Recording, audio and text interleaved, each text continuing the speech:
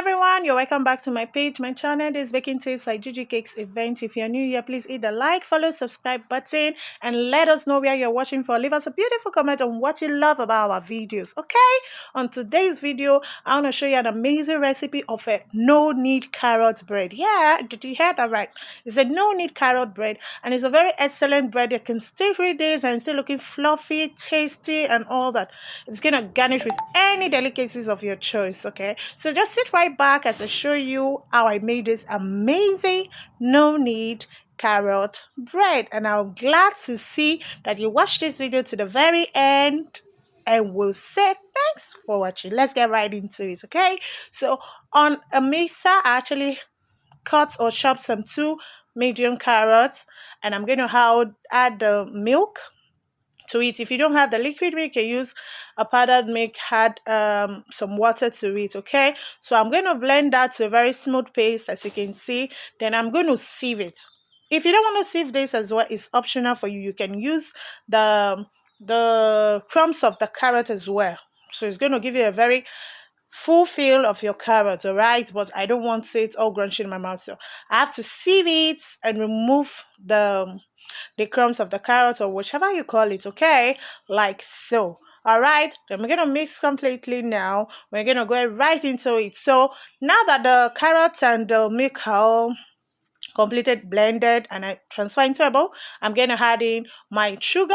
I'm gonna add in the yeast, as you can see, and we're gonna go in with a little water here, and you're going to mix this all completely together like so, as you can see what I'm doing on the video. So if I'm too fast, just watch the video closely. Okay, and now after we've mixed, we leave to settle for like some few minutes, a minute or so.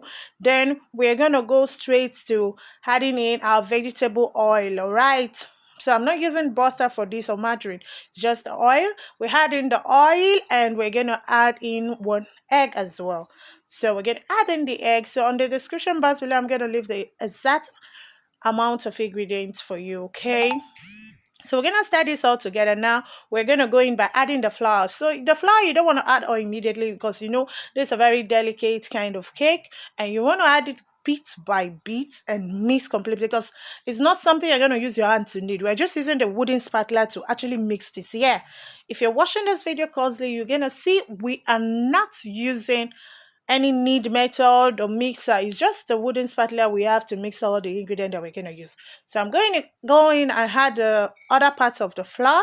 Then I'm going to add in my powder milk here, so to give it more taste. You understand, it's a very sweet bread, trust me. So I'm going to completely go on mixing this like so, so we're going to form a very thick but light dough anyway.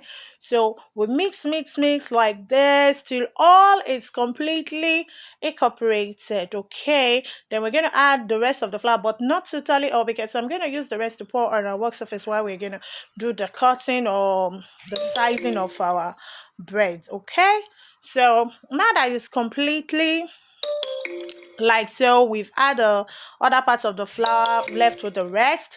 So now we're going to go in and cover this up for like 1 hour. You can do this 45 minutes to 1 hour max.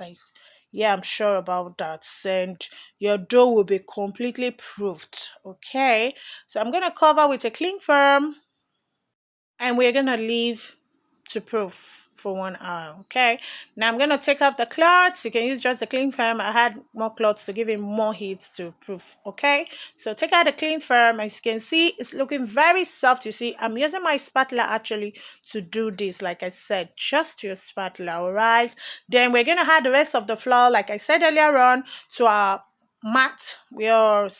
What's it called, your wax surface, your mixing mat, whichever you have. Okay, then we're going to transfer this.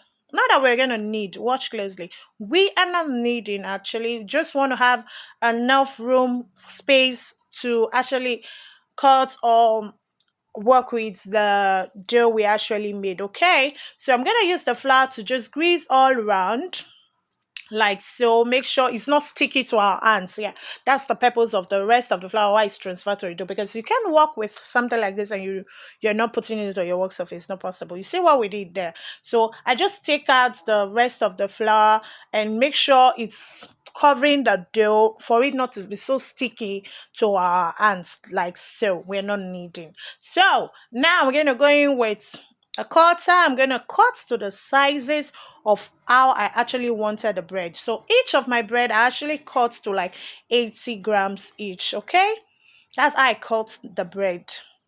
So you can choose to cut bigger, smaller, how you prefer it. You see there, I had 80 grams each. So I'm going to do this for the rest of the dough as well.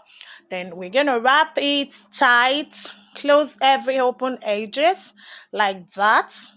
As you can see, all 80 grams each.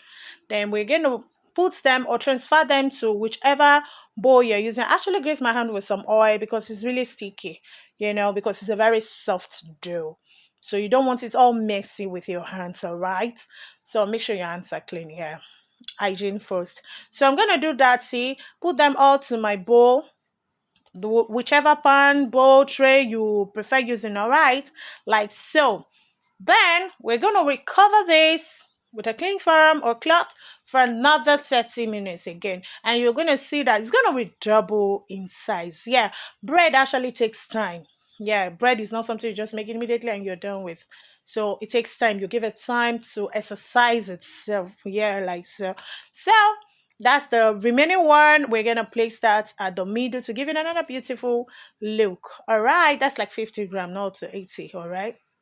So we're gonna leave this now to actually proof for another 30 minutes. And after 30 minutes, our bread, our carrot bread, you can see it has doubled in size again. Yeah, like so. This is the purpose of leaving it again to prove to exercise itself, like I said earlier on. Yeah. So now we're gonna just you can egg wash this and straight to your oven if you want. But I saw this on one of our content creator page like Chinya Hamo, and she actually did with the sugar toppings instead of egg wash. And I said, yeah, I think I love this idea instead of egg wash. And I decided to copy it and do the same. And trust me, it's going to give your carrot more taste because it's sugar. It's going to sweet. Carrot, this no knead bread doesn't have much of the sugar, right? So, like so, just design, play with it the way you like, all right? And there your bread is ready, so it's ready to be baked for like 35 minutes max or so I'm gonna take this to the oven and look at it.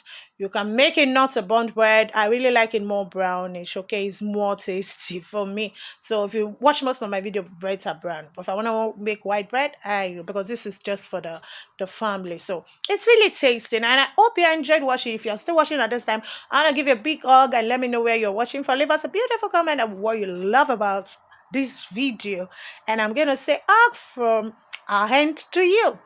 Thanks for staying tuned at this time, and I'm glad you enjoyed watching this video, and I'm going to see you on our next video. Bye for now. It's remained baking tips for Gigi Cakes event, and I hope we'll see you next on our next video. Bye.